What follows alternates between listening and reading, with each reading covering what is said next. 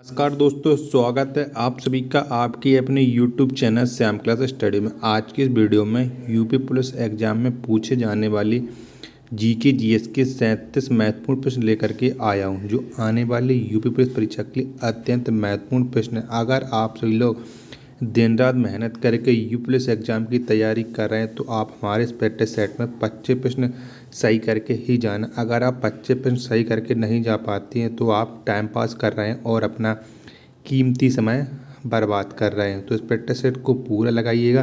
Practice set पसंद आता है तो वीडियो को आप लाइक कर दीजिएगा। चैनल को आपने सब्सक्राइब नहीं किया है तो चैनल को जरूर सब्सक्राइब कर लीजिएगा। प्रैक्टिस सेट को पूरा करने के बाद आपको ईमानदारी के साथ अपना स्कोर शेयर करना है और बताना है कि आपने हमारे इस प्रैक्टिस सेट में 37 में से कितने प्रश्न सही किए हैं।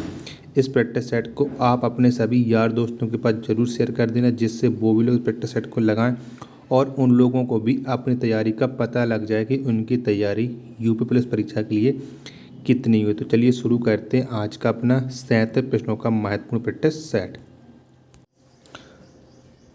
पहला क्वेश्चन है आपके सामने की बौद्ध संगति किसके शासनकाल में हुआ था। तो प्रथम बौद्ध संगति किसके शासनकाल में हुई थी, ये आप बताइएगा। तो किसके शासनकाल में हुई थी प्रथम बौद्ध संगति। तो ये सबसे इजी क्वेश्चन है कि प्रथम बौद्ध संगति किसके शासनकाल में हुई थी। तो ये हुई थी अजातशत्रु के शासनकाल में। किसके? अजातशत्रु के शासनकाल में। ऑप्शन नंबर डी इसका राइट आंसर हो जाएगा। नेक्स्ट प्रश्न है आपके सामने कि फ्यूज का तार का प्रतिरोध होता है तो कितना होता है फ्यूज के तार का प्रतिरोध। तो कितना होता है? तो फ्यूज के तार का प्रतिरोध होता है उच्च। कैसा होता है? उच्च होता है। ऑप्शन नंबर ए इसका राइट आंसर हो जाएगा। नेक्स्ट है आपके सामने कि फ्यूज का गलनांक होता है तो कैसा होता है फ्यूज का गलनांक, ये आपको बताना है। तो फ्यूज का गलनांक होता है निम्न। कितना होता है?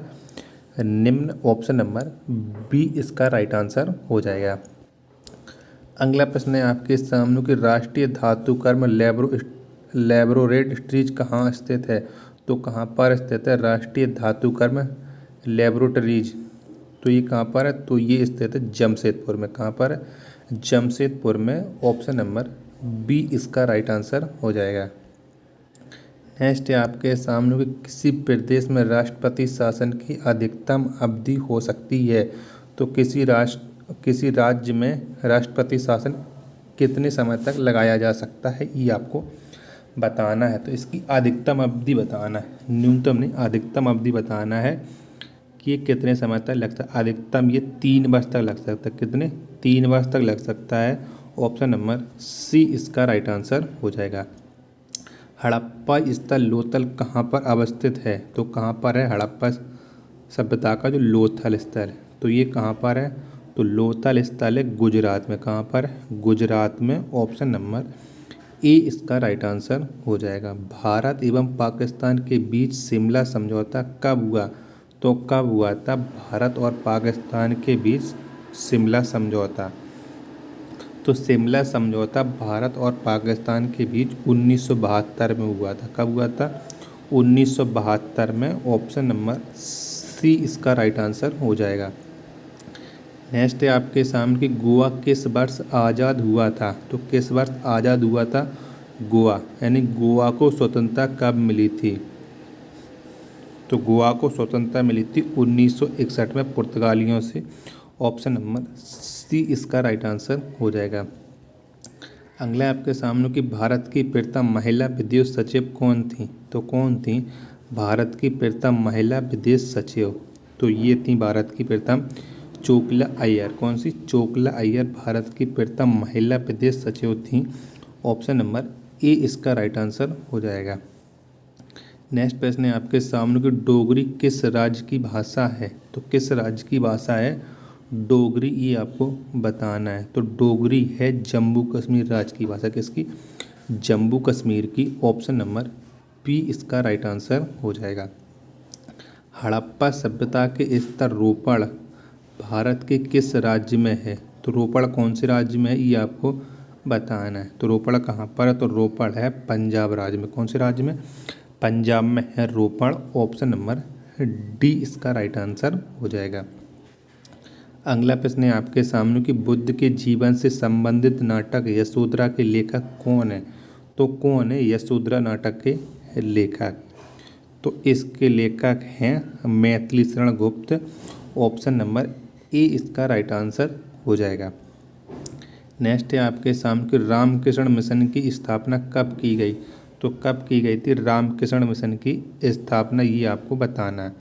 तो रामकृष्ण मिशन की स्थापना की गई थी 1897 में। कब 1897 में। ऑप्शन नंबर सी इसका राइट आंसर हो जाएगा। खून का थक्का जमाने में सहायक विटामिन है। तो कौन सा विटामिन से खून का थक्का जम जाता है। तो ये जो विटामिन के है ये खून का थक्का जमाने में सहायक है। ऑप्शन नंबर डी इसका राइट आंसर हो जाएगा। अगला प्रश्न है आपके सामने कि हर्यक वंश का संस्थापक कौन था। तो कौन था हर्यक वंश का संस्थापक, ये आपको बताना है। तो हर्यक वंश का संस्थापक था बिंबिसार। कौन सा था बिंबिसार था हर्यक वंश का संस्थापक। ऑप्शन नंबर बी इसका राइट आंसर हो जाएगा। नेक्स्ट प्रश्न है आपके सामने कि हेमावती किसकी सहायक नदी है। तो किसकी सहायक नदी है हेमावती, ये आपको बताना है। तो किसकी है तो हेमावती सहायक नदी है कावेरी। किसकी कावेरी की है। ऑप्शन नंबर बी इसका राइट आंसर हो जाएगा। अगला प्रश्न है आपके सामने कि गुलाम वंश के संस्थापक कौन था। तो कौन था गुलाम वंश का संस्थापक। तो आप जानते हैं कि गुलाम वंश का संस्थापक था कुतुबुद्दीन ऐबक। कौन था कुतुबुद्दीन ऐबक गुलाम वंश का संस्थापक था। ऑप्शन नंबर सी इसका राइट आंसर हो जाएगा। नेक्स्ट प्रश्न है आपके सामने कि कालीबंगा किस नदी के तट पर स्थित है। तो किस नदी के तट पर स्थित है कालीबंगा। तो कालीबंगा स्थित है घग्गर नदी तट पर। किसके घग्गर नदी के तट पर। ऑप्शन नंबर डी इसका राइट आंसर हो जाएगा। अगला प्रश्न है आपके सामने कि प्रथम बौद्ध संगति कब हुई। तो कब हुई थी प्रथम बौद्ध संगति। तो आप जानते कि प्रथम बौद्ध संगति अजातशत्रु के कार्यकाल में हुई थी। कब हुई थी और ये हुई थी 483 ईस्वी पूर्व। कब 483 ईस्वी पूर्व। ऑप्शन नंबर बी इसका राइट आंसर हो जाएगा। अगला प्रश्न है आपके सामने कि मोहनजोदड़ो की खुदाई किसने करवाया था। तो किसने करवाई थी मोहनजोदड़ो की खुदाई। तो मोहनजोदड़ो की खुदाई करवाई थी राखालदास बनर्जी ने। किसने राखालदास बनर्जी ने। ऑप्शन नंबर बी इसका राइट आंसर हो जाएगा। टेलीग्राफी का आविष्कार किसने किया था। तो किसने किया था टेलीग्राफ का आविष्कार। तो इसका आविष्कार किया था मार्कोनी ने। किसने मार्कोनी ने। ऑप्शन नंबर ए इसका राइट आंसर हो जाएगा। नेक्स्ट है आपके सामने कि इंजन की चाल मापने के लिए किस यंत्र का प्रयोग किया जाता है। तो किस यंत्र से इंजन की चाल को हम मापते हैं। तो ये मापते हैं टोकोमीटर से। किससे टोकोमीटर से इंजन की चाल को मापा जाता है। ऑप्शन नंबर बी इसका राइट आंसर हो जाएगा। नेक्स्ट है आपके सामने कि सरिस्का अभ्यारण्य किस राज्य में स्थित है। तो किस राज्य में सरिस्का अभ्यारण्य। तो ये है सरिस्का वन्यजीव अभ्यारण्य राजस्थान राज्य में। कहाँ पर राजस्थान राज्य में। ऑप्शन नंबर डी इसका राइट आंसर हो जाएगा। नेक्स्ट है आपके सामने कि सातवाहन वंश के संस्थापक कौन था। तो कौन था सातवाहन वंश का संस्थापक। तो सातवाहन वंश का संस्थापक था सिमुक। कौन था सिमुक सातवाहन वंश का संस्थापक था। ऑप्शन नंबर ए इसका राइट आंसर हो जाएगा। अगला प्रश्न है आपके सामने कि प्रथम बौद्ध संगति कहाँ पर हुई थी। तो कहाँ पर हुई थी प्रथम बौद्ध संगति। तो प्रथम बौद्ध संगति हुई थी राजगृह में। और राजगृह में। ऑप्शन नंबर डी इसका राइट आंसर हो जाएगा। नेक्स्ट प्रश्न है आपके सामने कि चौहान वंश का संस्थापक कौन था। तो कौन था चौहान वंश का संस्थापक। तो चौहान वंश का संस्थापक था वासुदेव। कौन वासुदेव। ऑप्शन नंबर बी इसका राइट आंसर हो जाएगा। अगला आपके सामने कि जापान की मुद्रा को किस नाम से जाना जाता है। तो किस नाम से जाना जाता है जापान की मुद्रा को। तो ये जाना जाता है एन नाम से। किससे एन। ये जापान की मुद्रा है। ऑप्शन नंबर ए इसका राइट आंसर हो जाएगा। गोलकुंडा का किला किस राज्य में स्थित है। जो मैंने क्वेश्चन कम्युनिटी पर पूछा था कि गोलकुंडा का किला किस राज्य में है, तो आप जानते हैं कि गोलकुंडा का किला है तेलंगाना में। कहाँ पर? तेलंगाना में। ऑप्शन नंबर ए इसका राइट आंसर हो जाएगा। कालीबंगा किस नदी के तट पर स्थित है? तो किस नदी के तट पर स्थित है कालीबंगा, ये आपको बताना है। तो कालीबंगा स्थित है घग्गर नदी के तट पर। किसके? घग्गर नदी के तट पर। ऑप्शन नंबर डी इसका राइट आंसर हो जाएगा। नेक्स्ट है आपके सामने की मामा भांजा मंदिर कहाँ पर स्थित है? तो कहाँ पर स्थित है मामा भांजा मंदिर? तो जो मामा भांजा मंदिर है ये स्थित है बारसूर छत्तीसगढ़ में। कहाँ पर? बारसूर छत्तीसगढ़ में। ऑप्शन नंबर ए इसका राइट आंसर हो जाएगा। अगला प्रश्न है आपके सामने कि प्लासी का युद्ध कब हुआ था? तो कब हुआ था प्लासी का युद्ध, ये आपको बताना है। तो प्लासी का युद्ध हुआ था 1757 में। कब? 1757 में प्लासी का युद्ध हुआ था। ऑप्शन नंबर सी इसका राइट आंसर हो जाएगा। नेक्स्ट है आपके सामने कि पृथ्वी का विषुवतीय व्यास कितने किलोमीटर है?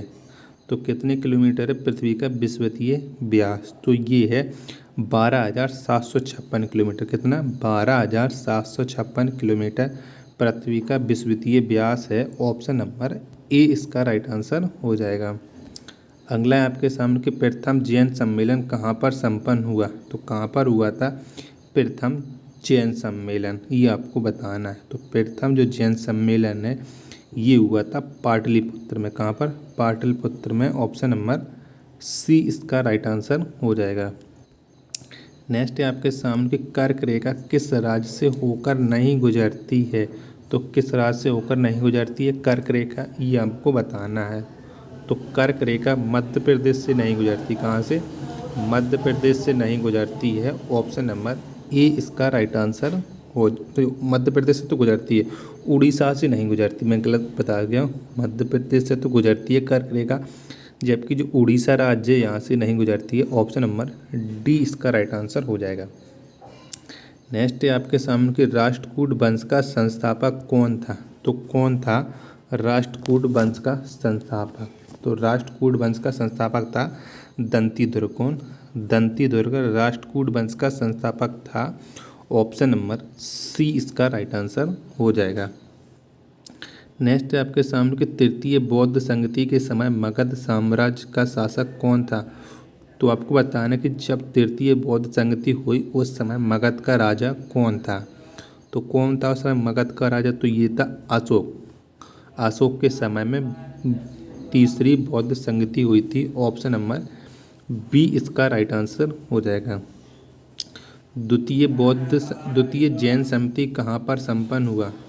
तो कहाँ पर हुई थी द्वितीय जैन संधि? तो ये हुई थी वल्लभी गुजरात में। कहाँ पर? वल्लभी गुजरात में द्वितीय जैन संगति हुई थी। ऑप्शन नंबर डी इसका राइट आंसर हो जाएगा। और पहली कहाँ पर हुई? तो पहली हुई थी पाटलिपुत्र में। तो आज मैं 77 प्रश्न करा चुका हूँ। अब आपको अपना स्कोर बताना है कि आपने हमारे इन 77 प्रश्नों के प्रैक्टिस सेट में कितने प्रश्न सही किए और आपको ये वीडियो कैसी लगी। वीडियो पसंद आई हो तो वीडियो को आप लाइक कर दीजिएगा। चैनल को आपने सब्सक्राइब नहीं किया तो चैनल को ज़रूर सब्सक्राइब कर लीजिएगा। मिलते हैं अपन नेट प्रैक्टिस सेट में, तब तक के लिए धन्यवाद। जय हिंद प्यारे साथियों।